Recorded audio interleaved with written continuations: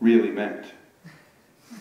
And what he really meant was that, and Ramaswami was explaining, yes, that the Lord gives the intelligence, and by the intelligence, that's how the Lord speaks, through the intelligence. And then Prabhupada said, no, Krishna is speaking to me directly.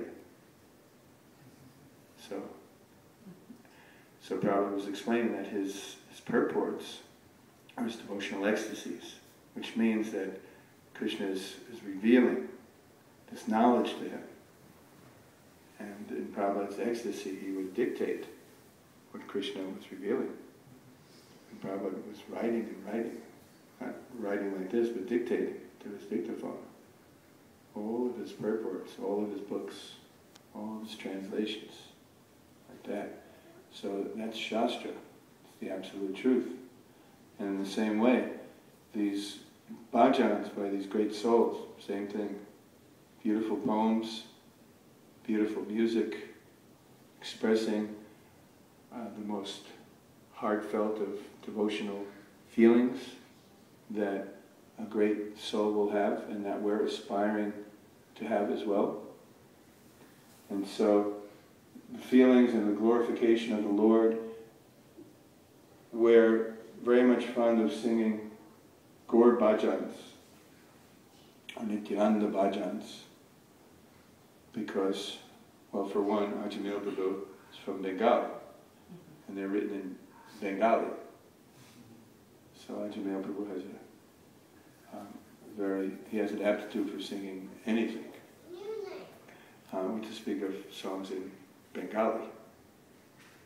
So he can really express. I was listening last night, and he was singing Bulia Tamari, and he knows just which words to stress. We can sing the words and we can sing the tune, right? But if he sings low class, he lies. So we understand on a different level. And Krishna is doing all these things just to increase the love and the loving reciprocation between himself and his devotees. So this anger is an expression of love for Krishna. It's not an expression of frustrated, unfulfilled sense gratification. Expression of love, just like Prabhupada would get angry every so often with a rascal, because the rascal is offending Krishna. And if someone you love is offended, you should get angry. If you don't, there's something wrong, right? You're getting angry out of love and affection for that person. And because this person is vilifying the one you love, or someone who's innocent. So in this way, there is such a thing as transcendental anger. So, Lord Nityananda,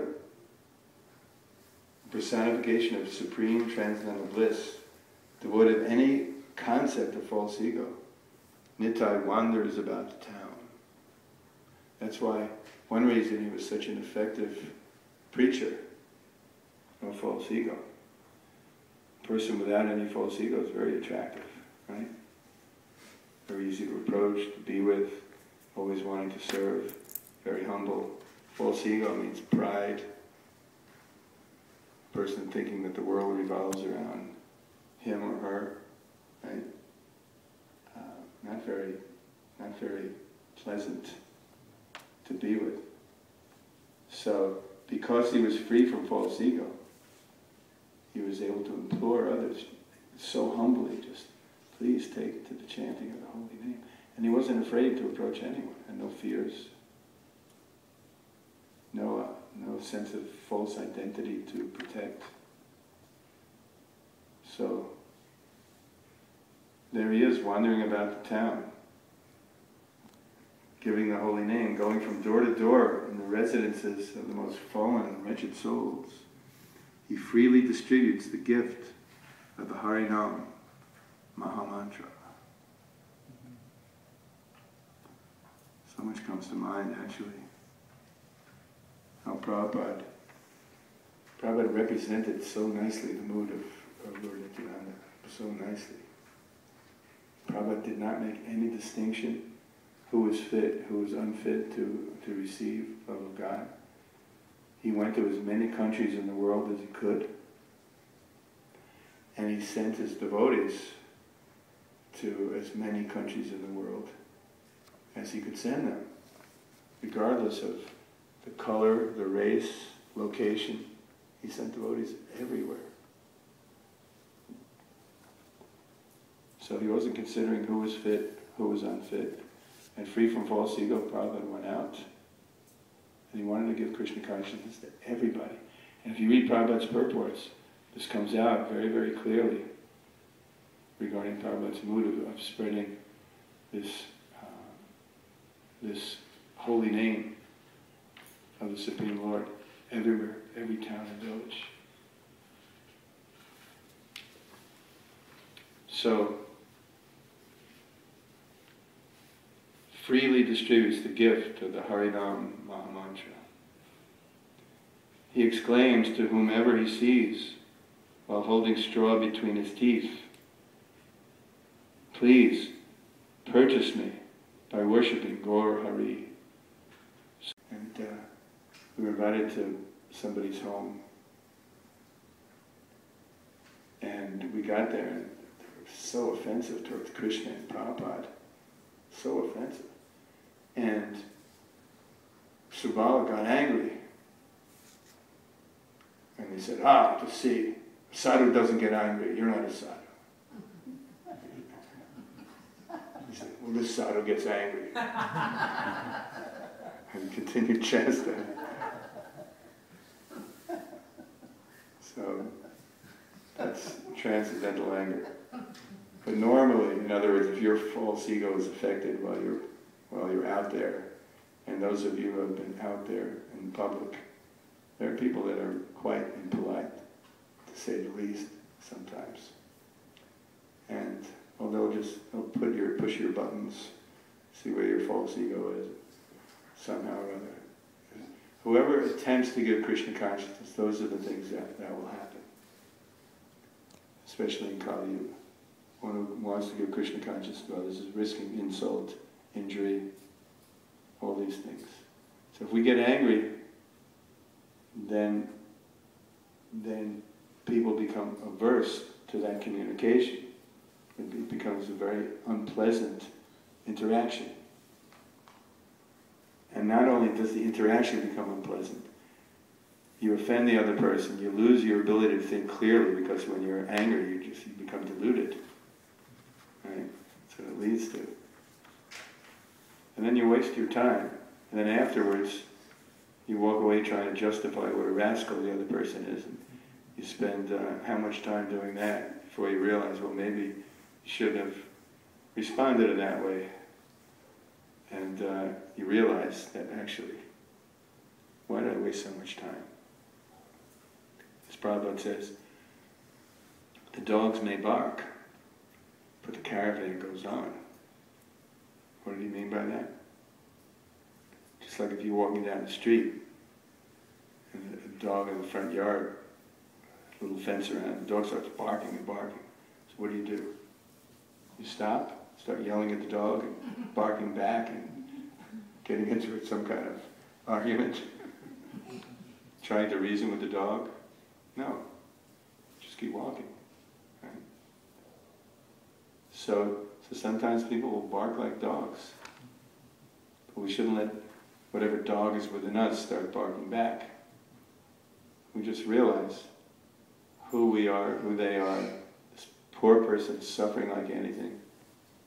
The person is in illusion, ignorant of the values of life, probably not very happy. And so we feel sorry, we feel compassion.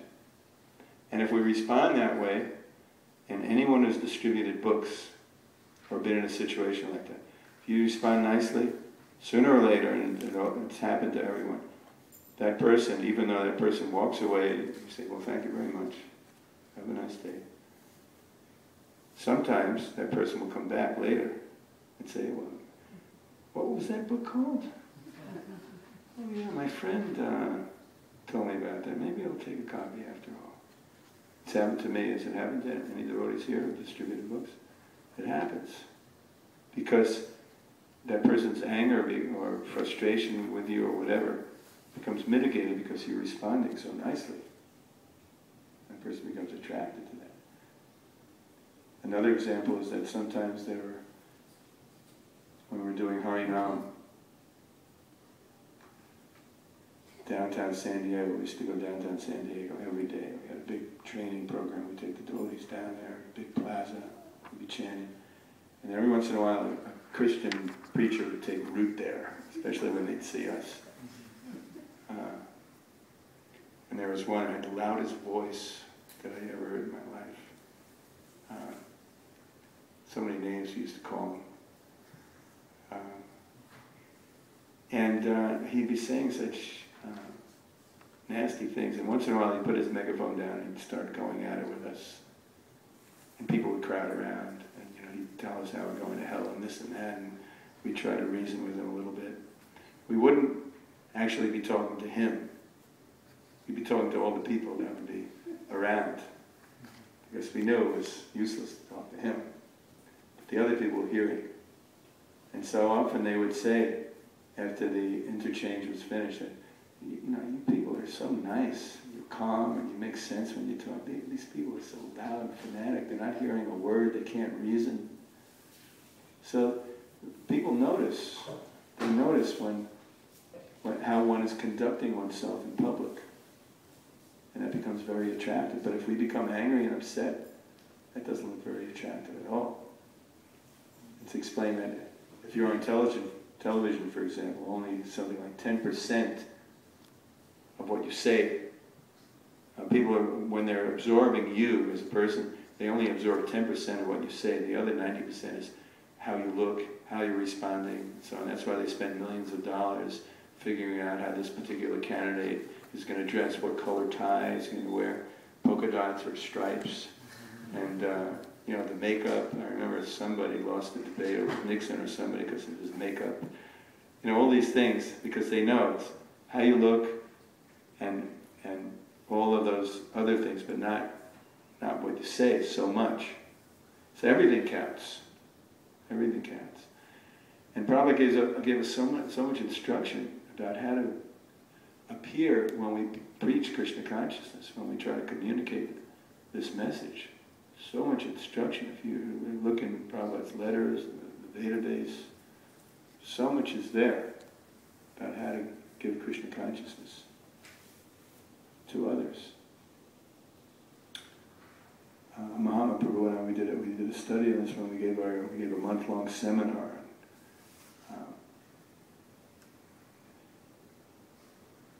It was called The Making of a Highly Effective Preacher.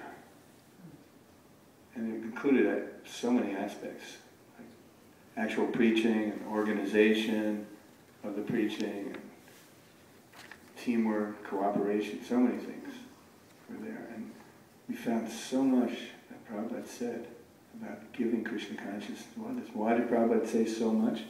Because he wanted us to do it so much, and he wanted us to be effective when we did it. So Prabhupada was very, very much keyed in.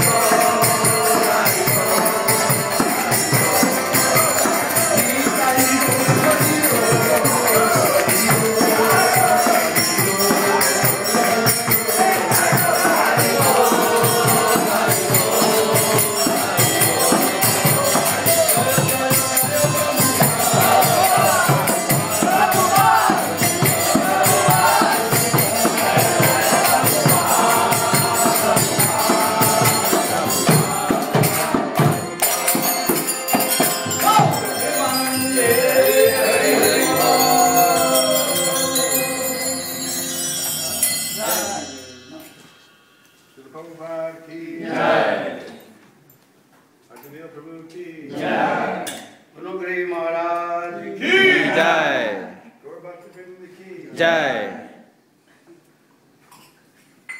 Mahaprasadam ki. Jai.